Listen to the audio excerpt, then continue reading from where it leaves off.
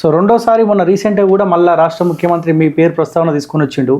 ఎవరైతే ముగ్గురు దీక్షలో కూర్చున్నారో ఒక ఆయనేమో ఎగ్జామ్కి గ్రూప్ 1 ఎగ్జామ్ రాయలేదు, ఆయన దగ్గర ఏమీ లేదని చెప్పిండు. ఇంకో ఆయన కోచింగ్ సెంటర్ని కాపాడుకోనికి అని చెప్పారు. మీ పేరు కూడా ప్రస్తావనకు వచ్చింది.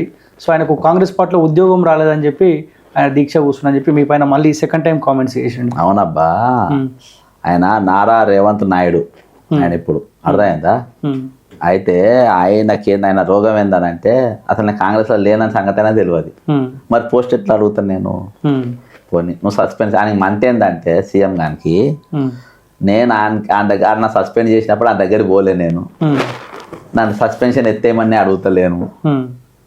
అర్థమైందా? సస్పెన్షన్ ఎత్తేయమని అడుగుతలేను అన్ని. పోనీ తెలంగాణ ప్రజలు నన్ను మన్నించాలి. ఒక ముద్దాయి చెర్లపల్లి జైల్లో ఉండొచ్చినంతో నేను ఇట్నే మాట్లాడతా దొంగతోని. దొంగలకు ఎవరు మర్యాద ఇయ్యాడు. అర్థమైందా? వీడు దొంగ మన ముఖ్యమంత్రి కాదు, దొంగ లెక్కనే మాట్లాడతా అంతో. కాబట్టి నన్ను ఏమనుకో అన్నేదా భావించద్దు, నన్ను క్షమించాలి ఈ విషయం. మీ పైన బలంగా ఎంక్వైరీ చేసిండంట తెలుసుకుంటే. సో బక్కా జడ్సన్ గారు దీక్ష ఎందుకు చేస్తారంటే ఆయన కాంగ్రెస్ పార్టీ నుంచి సస్పెండ్ చేసిన చెప్పు తీసి కొడతారు, చెప్పు తీసి కొడతారు అన్ని. అర్థమైందా? వాడిని ఒకటే నేను సీఎం గారిని ఒకటే అడుగుతున్నా, అరే నువ్వు నన్ను సస్పెండ్, నువ్వు పీసీసీ అయినావు, నువ్వు పీసీసీ గానికి నేను నీకు దానం చేసిన సహాయం నేను నీ దగ్గరకు వచ్చి ఏమని అడిగిందా? నువ్వు రాకముందు నేను అఖిల భారత కాంగ్రెస్ పార్టీ సభ్యుని, నువ్వు దాన్ని తీసేసినావు, ఎందుకు తీసినావని అడిగిందా? ఏ పోరా పోని మానసిక స్థితి ఇంతే అనుకున్నా.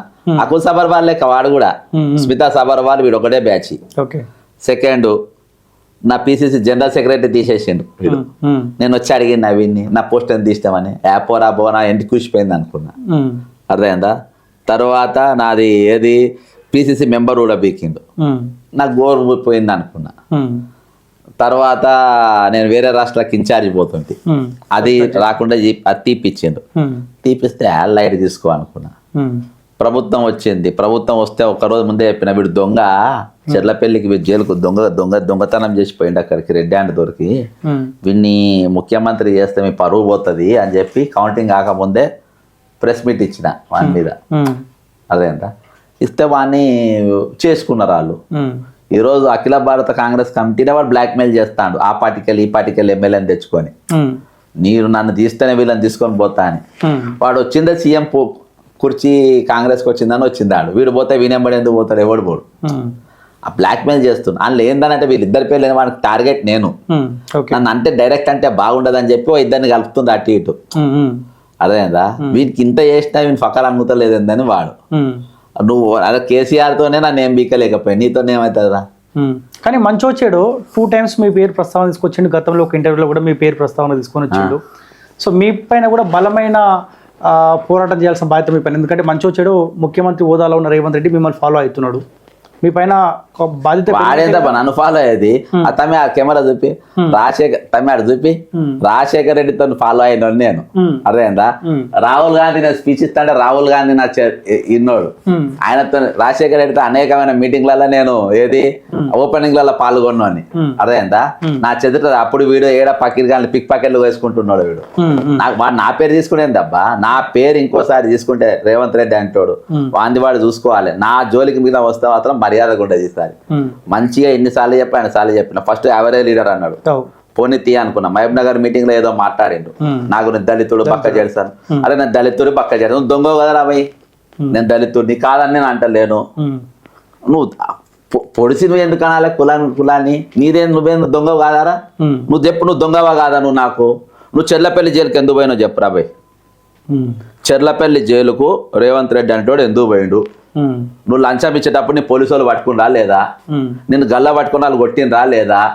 లోపల తీసుకపోయి నేను 3rd degree ఇచ్చి కొట్టిందా లేదా? ఇదే మహేందర్ రెడ్డి కొట్టిపించిందా లేదా? ఉల్టా లట్కాయించి తన్నినరా లేదా? వాళ్ళు జైల్లోకి పోయినాక నీ దొంగలు కొట్టినరా లేదా? చంద్రబాబు నాయుడు ఆ పైసలు మనకి ఎమ్మెల్యే ఇవ్వమంటే ఒక కట్టెలకెళ్ళి 500 నోట్లు 10 గుంజినవా లేదా? చెప్పురా భయ్, ఇవన్నీ బతికిది. స్మితా సబర్వాల్ నువ్వు మీరంతా నవీన్ మిత్తన్ మీదంతా ఒకటే గ్యాంగ్, దొంగల గ్యాంగు. ఇంకేంటంటే కవిత మీద కేసులు వేసిన ఇలా వాడు ఎంత చేసినా జడ్సన్ ఫైట్ చేస్తే కాంగ్రెస్ వచ్చిందనే అంటారు.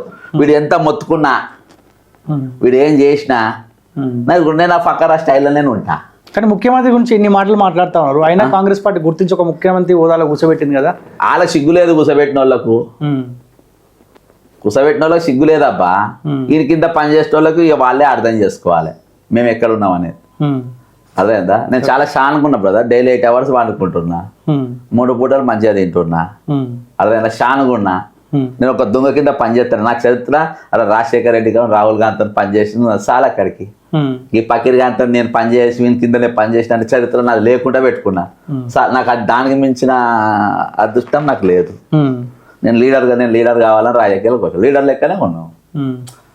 గర్వం అని అనుకోవద్దు, నేను వాస్తవం చెప్తున్నా. ఒక 420 గాని కింద పనిచేసే బదులు కామ్గా ఉండడు చాలా ఉత్తమం. ఇవాళ నాకు అన్ని పార్టీలు పిలుస్తారు. కేటీఆర్ కూడా నా పేరు తీసిండు. అట్లా అంటే ఒక్కటి కాదు 2-3 సార్లు తీసిండు. అర్థమైందా? నేను చేసినాయే వాడు ఫాలో అవుతుండ్రు. నేను చేసినాయి కదబ్బా, నేను చేసినాయే. కానీ ఇండివిజువల్ గా పోరాడే బదులు ఒక పార్టీ లైన్ తీసుకోవచ్చు కదా. ఏ అవసరం లేదా బ్రదర్. అన్ని పార్టీలు గట్టినే ఉంటాయి. ఎవరైనా మేఘా కృష్ణ దొంగని ఏదైనా పార్టీ అంటే ఆ పార్టీలో పోదాం అనుకున్నా. ఏ పార్టీ వాడు అంటలేడు.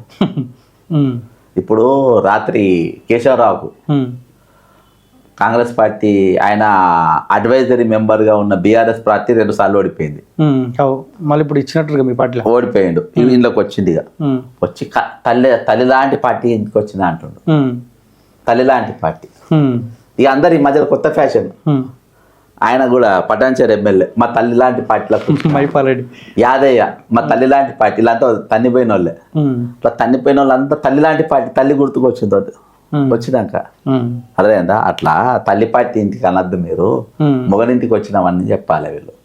ఓకే అదేందా ఇప్పుడు మొగుడు రేవంత్ రెడ్డి ఇప్పుడు కాంగ్రెస్ పార్టీ మొగని దగ్గరికి మళ్ళీ వచ్చినాము. అదేందా అప్పుడు రోగంతో ఉంటే ఇండంతా లేచిపోయినాము.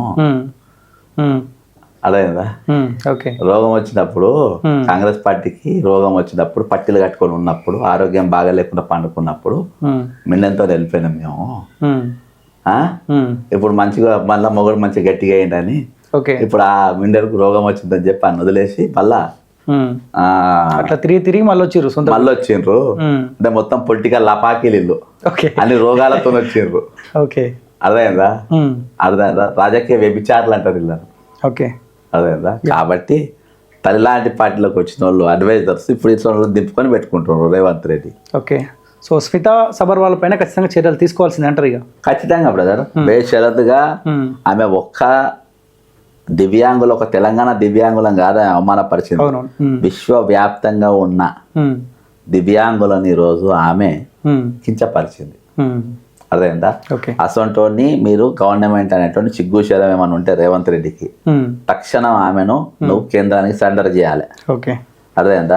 కిషన్ రెడ్డి, బండి సంజయ్ కూడా ఈమె పైన మీరు ఇమీడియట్ గా చర్యలు తీసుకోవాలి. అర్థమైందా? ఈమె సివిల్ సర్వీసెస్ లో ఉన్న కూడా పక్కన పెట్టాలి, ఎంక్వైరీ చేపియాలి.